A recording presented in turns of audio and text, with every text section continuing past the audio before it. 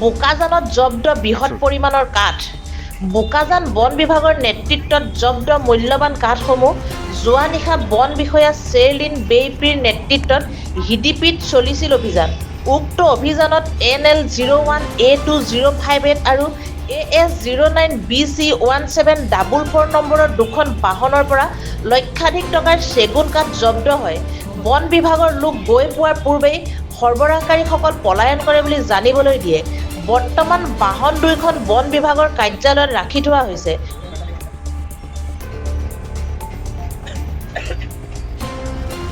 যোৱাকালি হিডিপি ৰাস্তাতে ধৰিলোঁ। মানে আমি ৰাতি পেট্ৰলিং গৈ আছিলোঁ। ৰাতি মানে আমি যোৱাকালি 2টা বজাৰ পৰা ষ্টাৰ্ট কৰিছোঁ ইভিনিং। তাৰপিছত আমি ৰাতি 12:05 হৈ গ'ল আৰু তেতিয়ালৈকে আমি কৰিছোঁ। কিন্তু আমি ধৰিছোঁ 10-20 এনেকুৱা মাজতে ধৰিছোঁ আমি ৰাতি। মানে আমি মানে উই ৱেৰ কামিং বেক ফ্ৰম মানে ভিতৰৰ পৰা আমি মানে হিডিপি ছাইডেদি মানে ওলাই আছিলোঁ। তাৰপিছত সিহঁতে মানে সেইটো হিডিপিৰ পৰা ছাইডৰ পৰা সোমাই আছিলে।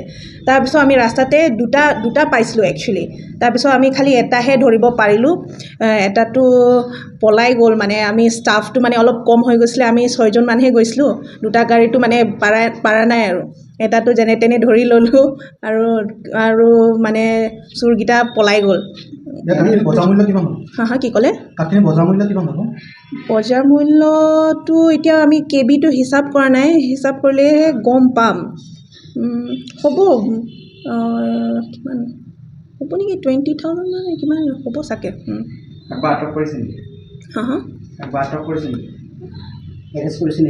এৰেষ্টটো কৰিব পৰা নাই, পলাই গ'ল যে। আমি বহুত আই থিংক ডিমাপুৰ পিনেহে যাব আছিলে।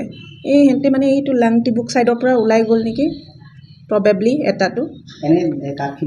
নাই এতিয়ালৈকেতো একো গম পোৱা নাই। সিহঁতে মানে কি কয় এইটো ৰিলিজ কৰিবৰ কাৰণেও অহা নাই মানে। সেইকাৰণে এতিয়ালৈকেতো আমি গম পোৱা নাই কোন হয় বুলি। পিছত সিহঁতে মানে অফিচত আহিলেহে আমি গম পাম আৰু।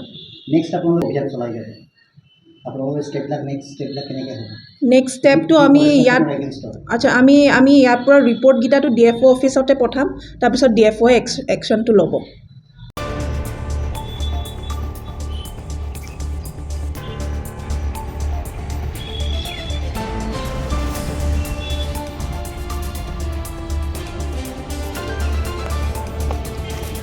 বোকাজানৰ পৰা Sanjiv Gogoi report E24 live breaking.